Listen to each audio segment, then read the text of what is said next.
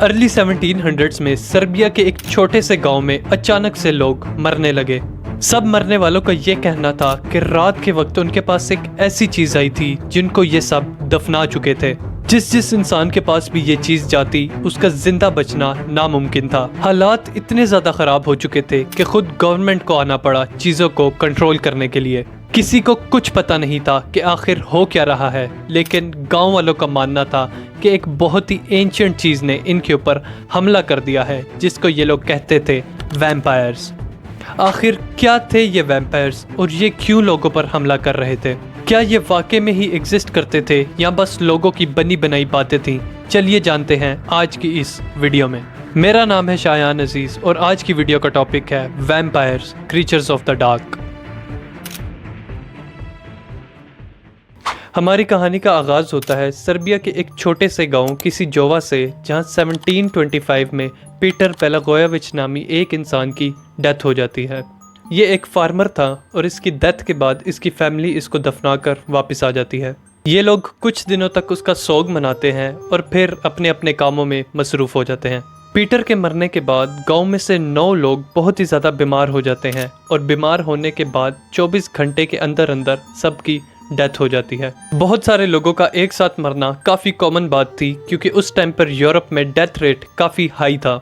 लेकिन एक चीज़ अजीब इनके बारे में ये थी कि इन सब ने क्लेम किया था कि बुखार होने से एक रात पहले पीटर इनके पास आया था और उसने इनका गला दबाया था, जिसकी वजह से ये लोग सफोकेट हुए और बेहोश हो गए।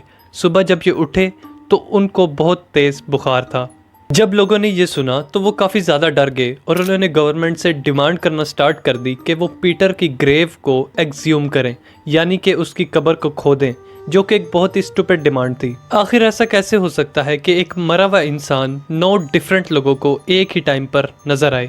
वहाँ की एडमिनिस्ट्रेशन ने इनकी बात सुनने के बाद इनको मना कर दिया, क्योंकि किसी भी ग्रेव को एक्सह्यूम करने के लिए स्पेशल परमिशन की ज़रूरत थी। और जब इनसे पूछा गया कि ये लोग क्यों पीटर की ग्रेव को एक्सह्यूम करना चाहते हैं, तो इनके पास कोई अच्छा बहाना भी नहीं था। काफ़ी इंसिस्ट करने के बाद भी जब एडमिनिस्ट्रेशन ने इनकी बात नहीं सुनी तो इन्होंने गवर्नमेंट को धमकी देना स्टार्ट कर दी कि अगर वो लोग ऐसा नहीं करते तो हम लोग गांव छोड़कर कहीं और चले जाएंगे। बस फिर एडमिनिस्ट्रेशन के पास और कोई रास्ता नहीं बचा तो इन्होंने उनको परमिशन दे दी और साथ एक विटनेस भी भेजा कि वो जाकर देखे कि आखिर ये लोग पीटर की डीकम्पोज्ड बॉडी के साथ करेंगे क्या। परमिशन मिलने के बाद सारे गांव वाले और विटनेस मिलकर जाते हैं पीटर की ग्रेव पर और उसके कॉफिन को बाहर निकालते हैं। कॉफिन को खोलते ही गांव वाले कुछ ऐसा देखते हैं जिसको देखते ही पूरे गांव के चेहरे के रंग उड़ जाते हैं और एडमिनिस्ट्रेशन का विटनेस भी हैरान हो जाता है। कॉफिन को खोलते ही वो लोग पीटर की बॉडी को देखते हैं जो कि डीकम्पोज ही नहीं हुई होती और उसकी आंखें खुली होती हैं, मुंह पर खून लगा होता है और नाखून और बाल भी बड़े हुए होते हैं। पीटर को मरे हुए ऑलमोस्ट 1 महीना हो चुका था और उसकी बॉडी को अब तक डीकम्पोज हो जाना चाहिए था, जो कि नहीं हुई। और देखने पर ऐसा लग रहा था कि मानो पीटर नींद में हो। ये सारा मंजर देखते ही गांव वाले पीटर के हार्ट के अंदर एक वुडन स्टेक घुसा देते हैं और उसकी बॉडी को जला देते हैं। जब विटनेस ने उनसे पूछा कि उन्होंने ऐसा क्यों किया तो उनका जवाब काफ़ी स्ट्रेंज था।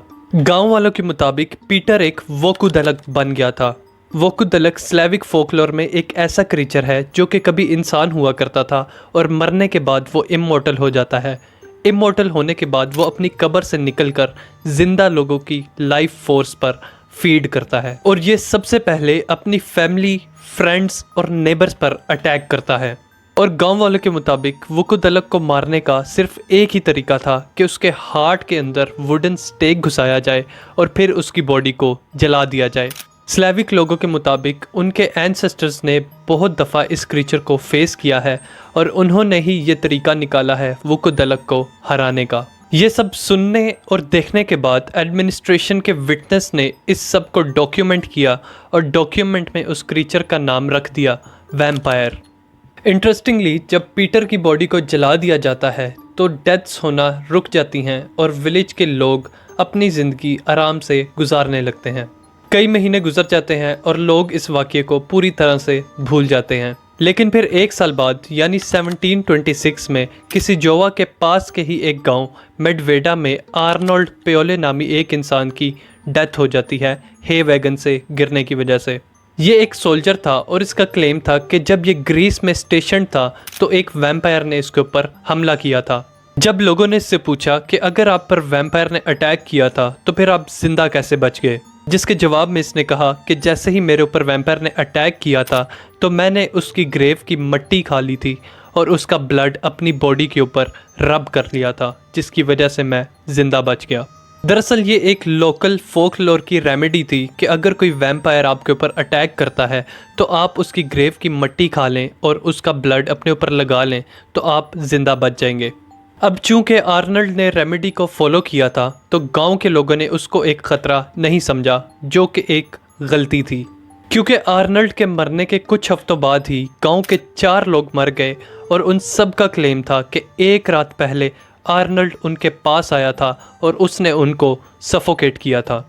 ये सुनते ही गांव वालों के जहनों में पीटर का वाकया आ गया और वो लोग भागे आर्नल्ड की ग्रेव को खोलने के लिए। आर्नल्ड की बॉडी को एक्सह्यूम करने के बाद गांव वालों ने देखा कि उसकी बॉडी भी डिकम्पोज नहीं थी हुई और पीटर की बॉडी की तरह उसकी भी आंखें खुली हुई थी, उसके मुंह पर खून लगा हुआ था और उसके बाल और नाखून भी बड़े हुए थे। ये देखते ही गांव वाले बहुत ज़्यादा डर जाते हैं और आर्नल्ड के हार्ट को स्टैब कर देते हैं और उसकी बॉडी को फ़ौरन जला देते हैं।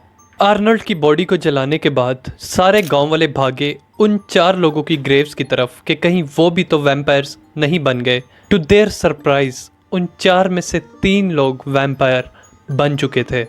गांव वाले इतने ज़्यादा डर गए थे कि उन्होंने उन बॉडीज़ को फ़ौरन आग लगा दी और मानो पूरे ऑस्ट्रिया में ये बात एक आग की तरह फैल गई। टाइम के साथ साथ वैम्पायर अटैक्स के केसेस बढ़ने लगे और 1731 में 13 लोग एक साथ वैम्पायर अटैक्स की वजह से मारे जाते हैं। इन डेथ्स का सुनने के बाद फाइनली ऑस्ट्रियन गवर्नमेंट इनिशिएटिव लेती है और ऑफिशियल मिलिट्री डॉक्टर्स को भेजती है सीन को इन्वेस्टिगेट करने के लिए। सब कुछ देखने और परखने के बाद ये डॉक्टर्स 1732 में एक रिपोर्ट लिखते हैं जिसको विसम एट रिपर्टम का नाम दिया जाता है, जिसका मतलब होता है सीन एंड डिस्कवर्ड।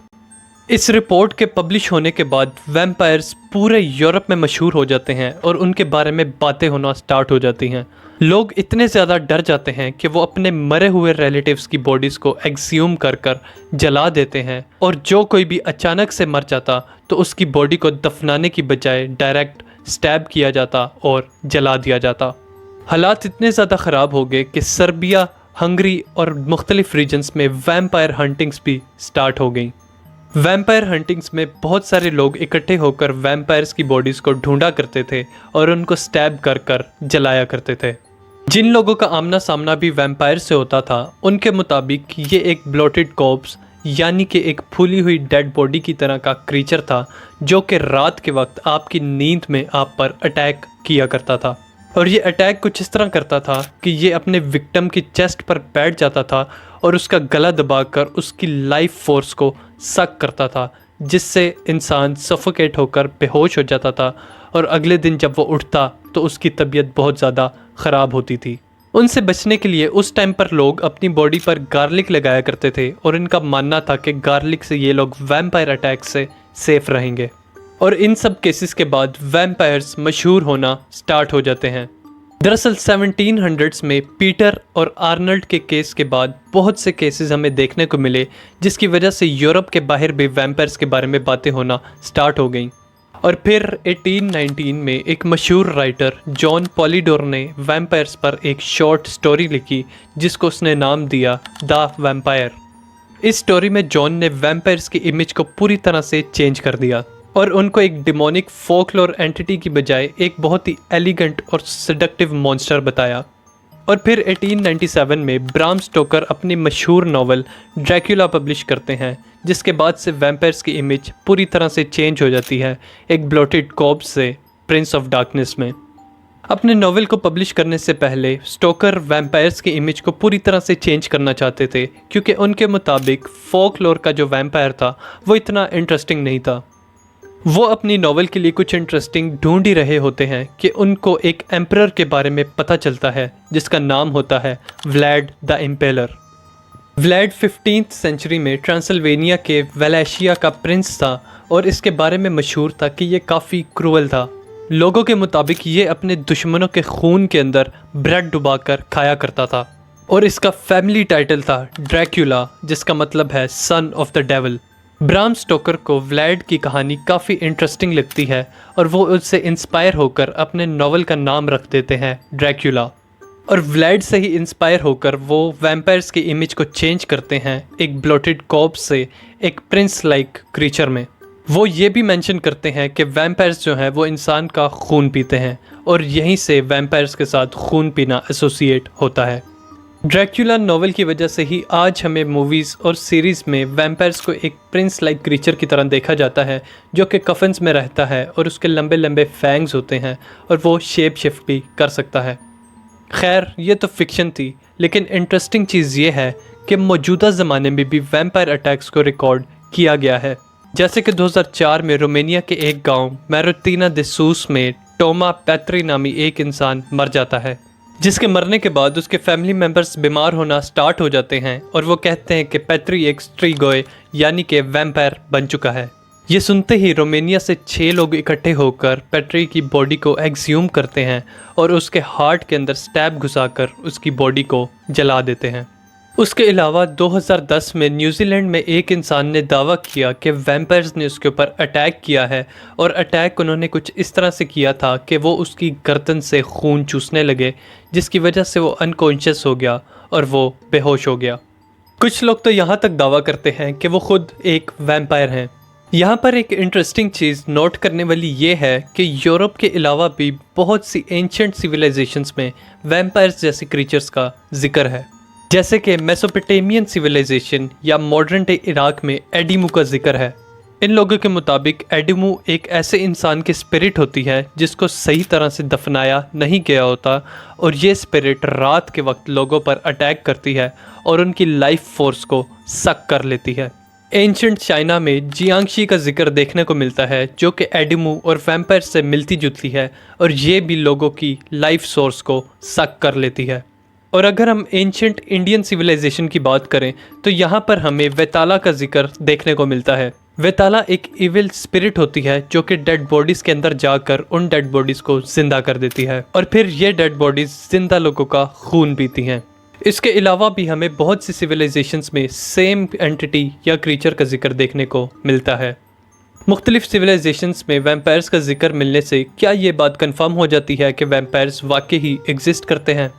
इसका जवाब ढूंढने के लिए हमें वापस 1750s में जाना पड़ेगा, जब वैम्पायर हंटिंग अपने पीक पर थी। इस टाइम पर लोगों ने इतनी ज़्यादा बॉडीज़ को एक्सह्यूम किया था कि लोगों ने अपने प्यारों को दफनाना ही छोड़ दिया था। पैनिक बहुत ज़्यादा फैला हुआ था और लोग बहुत ही ज़्यादा डरे हुए और घबराए हुए थे। ये सब देखते हुए ऑस्ट्रियन एम्प्रेस मारिया थ्रेसा ने अपने पर्सनल फिजिशियंस को भेजा कि वो जाएं और वैम्पायर्स को एग्जामिन करें, यानी कि उन बॉडीज़ को एग्जामिन करें जो कि डिकम्पोज नहीं हुई और पता लगाएं कि आखिर क्या वजह है कि ये डिकम्पोज नहीं हुई। जब इन फिजिशियंस ने इन डेड बॉडीज़ को डिटेल में स्टडी किया तो इनको पता चला कि ये डेथ्स किसी वैम्पायर की वजह से नहीं बल्कि एक नेचुरल डिजीज़ की वजह से हो रही हैं, जिसको एपिडेमिक टाइफस कहा जाता था। ये बीमारी लाइस की वजह से फैलती थी और चूंकि उस टाइम का यूरोप बहुत ही ज़्यादा गंदा होता था तो यही वजह थी कि यह बीमारी बहुत ही तेज़ी से फैलने लगी और लोगों को लग रहा था कि वैम्पायर्स आ गए हैं जो कि इनको मारना चाहते हैं। टाइफस में इंसान को हाई फीवर, चेस्ट पेन और स्वीयर हेलुसिनेशंस हुआ करती थी और जब लोगों को रात के वक्त पीटर और आर्नल्ड उनको सफोकेट करते हुए नजर आते थे तो असल में उनका दिमाग हेलुसिनेट कर रहा होता था। अब आप लोग बोलेंगे कि वो जो बॉडीज़ मिली थी जो डिकम्पोज नहीं हुई, उनके नाखून और बाल भी बड़े हुए थे और उनके मुंह पर खून भी लगा हुआ था, तो वो सब क्या था? दरअसल उन बॉडीज़ का डिकम्पोज ना होना भी एक साइंटिफिक फिनोमिना था जिसको सेपोनिफिकेशन कहा जाता था। इसमें बॉडी की डिकम्पोजिशन डिले हो जाती है और ऐसा दरअसल इसलिए होता है कि जब किसी को डैम्प और कोल्ड सॉइल में दफनाया जाए तो उसकी बॉडी का फैट कन्वर्ट होता है एक वैक्स लाइक सब्सटेंस में। ये वैक्स पूरी बॉडी को कवर कर लेती है जिसकी वजह से बॉडी डिकम्पोज नहीं होती और प्रिजर्व हो जाती है और डेड बॉडी की स्किन के श्रिंक होने की वजह से एक ऑप्टिकल इल्यूजन बनता था कि डेड बॉडी के बाल और नाखून बड़े हुए हैं। और लास्टली डेड बॉडी के चेहरे पर जो खून लगा हुआ था वो भी एक साइंटिफिक फिनोमिना था जिसको कहा जाता है डिकम्पोजिशन ब्लॉटिंग। ये सब चीज़ें जब फिजिशियंस ने एम्प्रेस को जाकर बताई तो एम्प्रेस ने लोगों को इकट्ठा किया और सबको बताया कि कोई वैम्पायर उन पर अटैक नहीं कर रहा, बल्कि ये एक नेचुरल डिजीज़ है जो कि लाइस की वजह से फैलती है। ये बताने के बाद 1755 में ऑस्ट्रियन एम्प्रेस ने वैम्पायर हंटिंग को ऑफिशियली बैन कर दिया। बहुत से लोग इस बात पर कन्विंस हो गए थे, लेकिन बहुत से ऐसे लोग भी थे जो कि इस बात पर कन्विंस नहीं थे हुए और वो अंडरग्राउंड होकर वैम्पायर हंटिंग किया करते थे।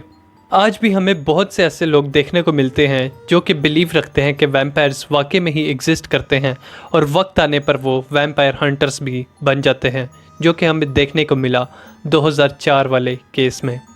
लास्ट में हम बात करते हैं उन लोगों के बारे में जो कि क्लेम करते हैं कि वो वैम्पायर्स हैं। साइंस के मुताबिक ये एक साइकोलॉजिकल कंडीशन है जिसको वैम्पायरिज्म कहा जाता है।